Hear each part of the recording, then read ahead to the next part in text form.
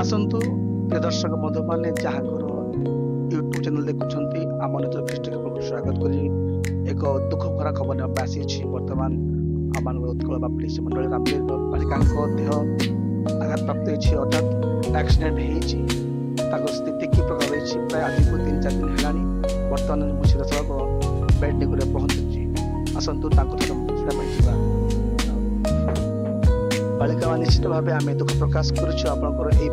परमात्म दुखित घटना पाए तो बर्तमान आपण स्थिति केमती अच्छे आप मुखर उत्कल बाप्टिस्ट प्रत्येक परिवार अपेक्षा अच्छा कौन कह वर्तमान मोर हाथ बहुत व्यथा होची मुंडरे दौड़टा स्टिचेस पड़ी शुणुची बहुत दुर्बलता अनुभव करुची प्रार्थना करेंगे जमती प्रभु मते सुस्थ सबलता प्रदान करेंगे कौन कहबी आमे तो 3 जन जाऊथिलु गाड़ी रे प्रभु को दयारु ही पड़िलु मोर तो होश नथिला होश जेतेबेले आसिला मो हॉस्पिटल रे देखा पाइली सेठी मो झियो मध्य कि प्रकार भाव पड़िथिला आज्ञा कि प्रकार भाव पड़िथिले सेठारे समस्त पाटरू पर शुणा पारिली सतरे प्रभु दया पुणी प्रिय मंडली प्रार्थना पुणी आम को प्रेम करुवा प्रिय प्रभुंकर दास दासी माने जे माने आम प्रति दया अनुग्रह कर प्रार्थना करी सहानुभूति जन हेतु प्रभु कृपार एपर्यंत ए प्रकार भाव प्रभुंकर सुस्थता अनुग्रह पाई पुणी संपूर्ण सुस्थता पाई प्रार्थना अनुरोध अनुग्रह भिक्षा मागुछि मो पाई प्रार्थना करिबे निश्चित भाव बालिका माँ मुंडर आघात प्रायतः देखा कैमरामैन कहवाई चाहे देखेबे जे वर्तमान जो प्रकार बैंडेज टीच प्राय 9 खंड पड़ी सहित आखिर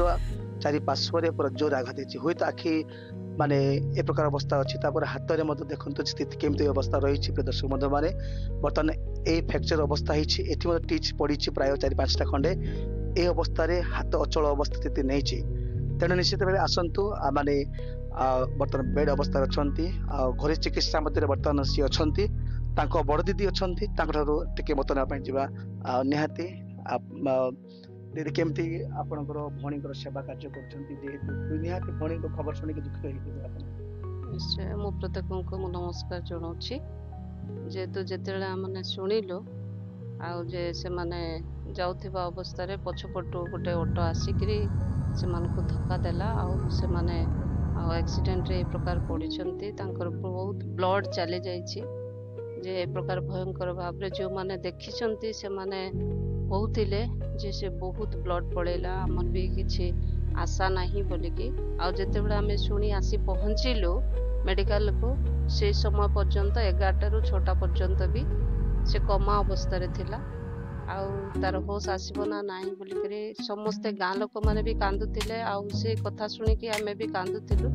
किंतु जेतेबेले 6टा को तार सेंस आसला आउ समस्तंकर लुह समस्तंकर प्रार्थना रो ही आज से बंचिचंती तेणु प्रभु को धन्यवाद देवा साथे साथे प्रत्येक प्रार्थना करिथिबारो प्रत्येक को मत धन्यवाद दूचे वर्तमान आग अपेक्षा किछिटा टिके से भल अछंती किंतु वर्तमान पर्यंत से किछि खाई पारनांती केवल लिक्विड ही से पिउछंती आ तांको पई प्रार्थना करंतु आम जुई मध्य से तांकर भी आघात हेछि आ तांको पई मध्य प्रार्थना करंतु से छोटो झियो तांकर जो मुंडरे बोली आमे होउथिलु किंतु आमे आज तांको देखिबा को पारछु जे तांका हाथ मध्य जोर से पिठी हेकी बाजिछि तार कहुणी फुली जाइछि आउ ये 3 जन को प्रभु रक्षा करछंती तेणु विशेष विशेष अनुरोध करुछि जे से मानक पई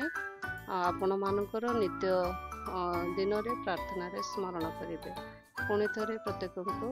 और आंतरिक नमस्कार निश्चित भाव शेष प्रतिज्ञा ने चाहे तो वर्तमान डॉक्टर परामर्श मध्य उच्च चिकित्सा दिन जावाई कौन व्यवस्था चिंता रही ना प्राइवेट भल नहीं डॉक्टर से कहते कि वर्तमान जो हाई लेवल मेडिसिन दिया जाइए किंतु जो प्रकार हिसाब रे रही से ଦୁଇ ତିନି ଦିନ ଏଠି କଲା ପରେ ତାଙ୍କୁ ପୁଣି ଥରେ ବ୍ରହ୍ମପୁର ନେବା ପାଇଁ କହୁଛନ୍ତି, ଯଦ୍ୱାରା କି ବ୍ରହ୍ମପୁର ନେଲେ ହିଁ ତାଙ୍କର ସିଟି ସ୍କାନ୍ କରାଯିବ ବୋଲିକି ଡକ୍ଟର ପରାମର୍ଶ କରିଛନ୍ତି, ଯେହେତୁ ମୁଣ୍ଡରେ ବହୁତ ତାଙ୍କର ଆଘାତ ଲାଗିଛି। ପ୍ରିୟ ଦର୍ଶକ ବନ୍ଧୁମାନେ ନିଶ୍ଚିତ ଭାବେ ଶୁଣିଲେ, ମୁଁ ନିଜେ ଚକ୍ଷୁରେ ଦେଖୁଛି, ମୋତେ ଦୁଃଖ ଲାଗୁଛି। ବାଳିକାଙ୍କର ପ୍ରାୟ ଅଚଳ ଅବସ୍ଥା ପରି ମୋତେ ଲାଗୁଛି, ତଥାପି ପ୍ରଭୁ ଅନୁଗ୍ରହ କରିଛନ୍ତି, ଦୟା କରିଛନ୍ତି ଯେ ନିଶ୍ଚିତ ଭାବରେ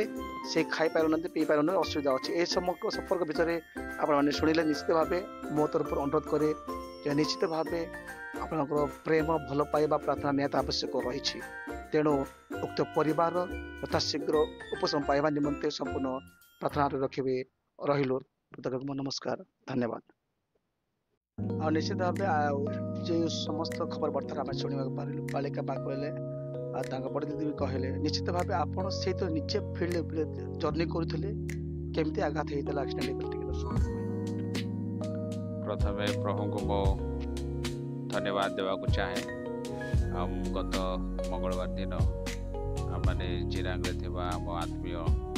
ଆଉ ସମ୍ପର୍କୀୟ ଜଣେ ପରିବାରର ସୌଭାଗ୍ୟ କାର୍ଯ୍ୟ ଥିଲା। ଆଉ ସେ ସୌଭାଗ୍ୟ କାର୍ଯ୍ୟରେ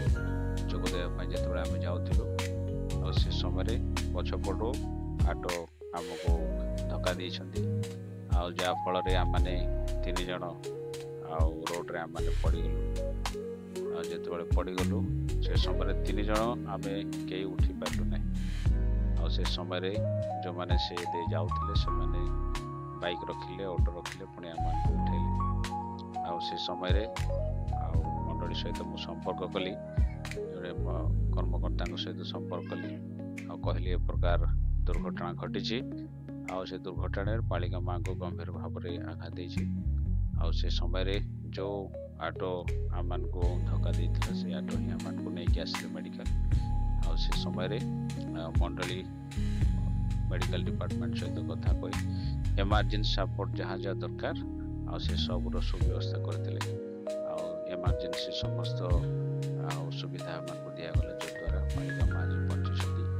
ସେଥିପାଇଁ ମଣ୍ଡଳୀର ସମ୍ପୂର୍ଣ୍ଣ ସହଯୋଗ ପାଇଁ ମୁଁ କୃତଜ୍ଞ ଅଟେ। ପୁଣି ମେଡ଼ିକାଲ ଡିପାର୍ଟମେଣ୍ଟର ଡକ୍ଟର ମଧ୍ୟ, ପୁଣି ସମସ୍ତ ସହକର୍ମୀମାନେ ଆଉ ଆମମାନଙ୍କର ଯତ୍ନ ନେଇଛନ୍ତି, ପୁଣି ଏମର୍ଜେନ୍ସି ସପୋର୍ଟ ଆମକୁ ଦେଇଛନ୍ତି, ଯଦ୍ୱାରା ଆଜି ବାଳିକା ମା କିଛି ଉପଶମ ପାଇଛନ୍ତି। ସେଥିପାଇଁ ମୁଁ ସେମାନଙ୍କ କତିରେ ଆଉ କୃତଜ୍ଞ ଅଟେ। ନିହାତି ଆଉ ଉତ୍କଳ ବାପ୍ଟିଷ୍ଟ ମଣ୍ଡଳୀ ସମ୍ବନ୍ଧୀୟ ପ୍ରତ୍ୟେକ ସମାଜ ମଣ୍ଡଳୀ ପରିବାରମାନଙ୍କୁ କ'ଣ ଅନୁରୋଧ ରଖିବ? ମୁଁ ଧନ୍ୟବାଦ ଦେବାକୁ ଚାହେଁ, ଯେଉଁମାନେ ଏ ଦୁଃଖ ସମୟରେ ଆମମାନଙ୍କର ଆଉ ସାଥିରେ ଛିଡ଼ା ହେଇଛନ୍ତି।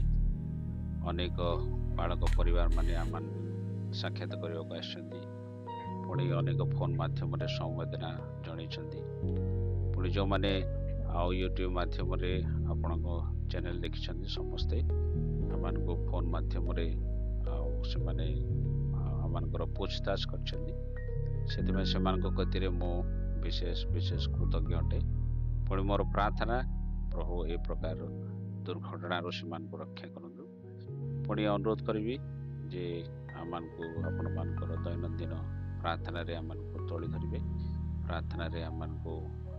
ଆଉ ସ୍ମରଣ କରିବେ, କାରଣ ଆପଣମାନଙ୍କ ପ୍ରାର୍ଥନା ଆମମାନଙ୍କୁ ନିହାତି ଜରୁରୀ ଅଟେ। ଧନ୍ୟବାଦ। ଦର୍ଶକ ବନ୍ଧୁମାନେ ନିହାତି ଶୁଣିପାରିଲେ ଯେ ଆଉ ବାଳକଙ୍କ ପୁଣି ବାଳିକା ପୁଣି ତାଙ୍କ ବଡ଼ ଦିଦିଙ୍କ ମଧ୍ୟ ଆମେ ଶୁଣିବାକୁ ପାରିଛୁ। ନିଶ୍ଚିତ ଭାବେ ନିହାତି ପ୍ରତ୍ୟେକ ପ୍ରାର୍ଥନା ରଖିବେ। ରହିଲୁ ବାଳିକା, ନମସ୍କାର।